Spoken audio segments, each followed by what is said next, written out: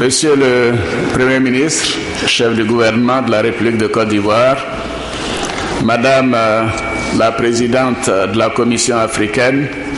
des droits de l'homme et des peuples, Mesdames et Messieurs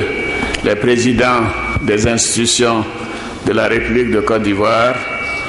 Mesdames et Messieurs les ministres, Mesdames et Messieurs les membres du gouvernement des pays africains et des pays qui nous font l'honneur de nous rendre visite, Mesdames et Messieurs les ambassadeurs, Mesdames et Messieurs les représentants des organisations internationales, Mesdames et Messieurs les élus, Mesdames et Messieurs les commissaires,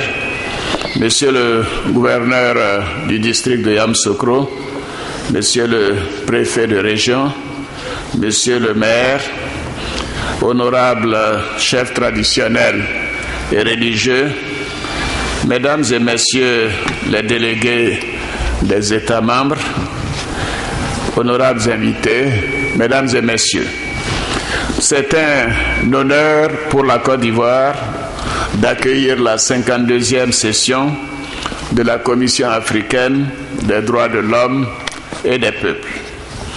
Je voudrais donc exprimer la gratitude du gouvernement et du peuple ivoirien à la Commission africaine des droits de l'homme et des peuples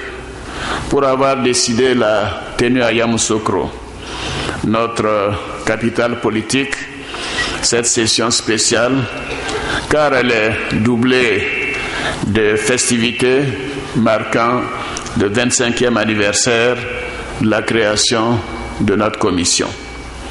Je voudrais à cet effet rendre hommage à Madame Catherine Dupé-Atoki, présidente de la Commission africaine des droits de l'homme et des peuples, pour son engagement pour la défense de la dignité humaine, ainsi que pour son attachement à la protection des droits de l'homme en Afrique. Madame, l'exposé que vous venez de faire nous indique clairement que vous avez une vision pour notre commission. Donc, merci pour la marque de considération à l'endroit de la Côte d'Ivoire et des Ivoiriens.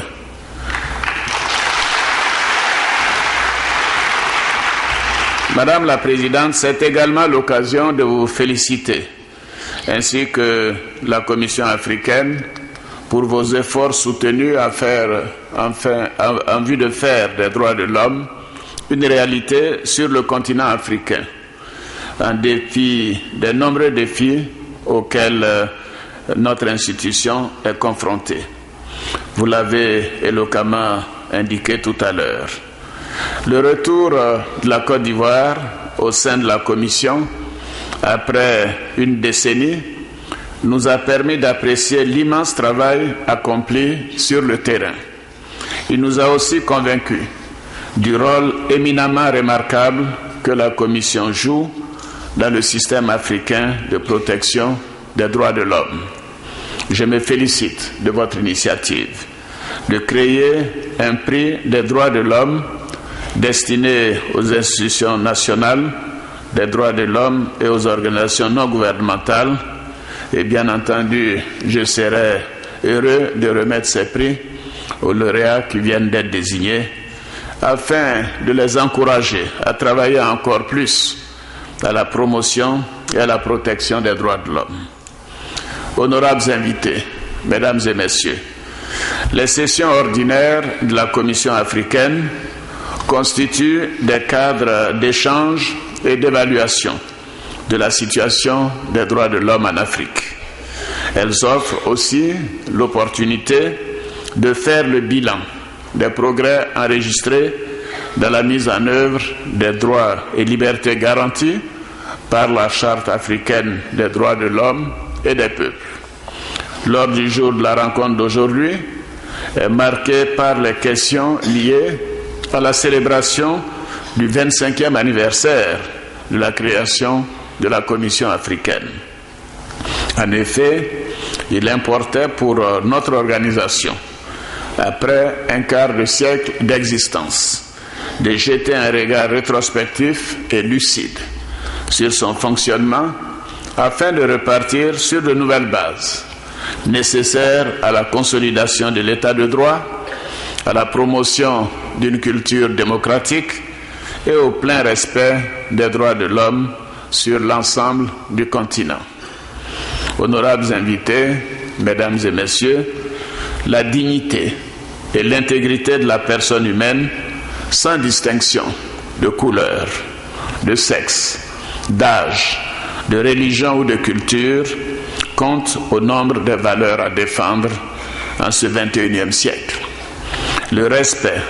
la protection et l'application de ces principes fondamentaux incombent non seulement à tout État, à tout gouvernement, mais aussi à tout individu doté d'un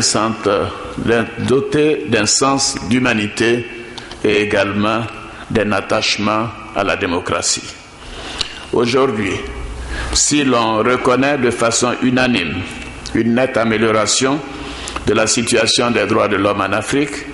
force est de constater qu'il reste encore du chemin à parcourir pour consacrer la vie humaine. En vérité, les droits de l'homme, c'est-à-dire le droit de chacun d'être un homme, sont encore loin d'être garantis.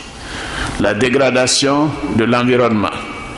les violences liées au genre, la prolifération des armes de destruction massive et des armes légères et de petit calibre, constatées ça et là, ainsi que